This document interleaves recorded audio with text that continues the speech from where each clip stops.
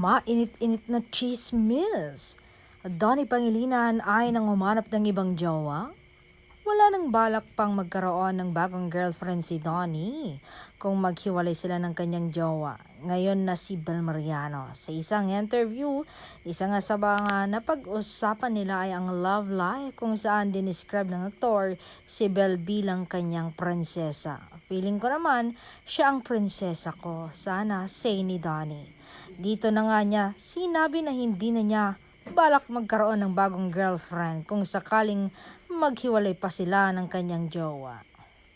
Sabi ko sa kanya, kapag nag-break pa tayo, hindi na ako magjojowa kasi para kung hindi pa siya iyon. Feeling ko kasi sobrang okay na siya para sa akin. Hindi man siya perfect pero para sa akin, sobrang okay na siya and perfect na siya for me. Chika ni Donnie.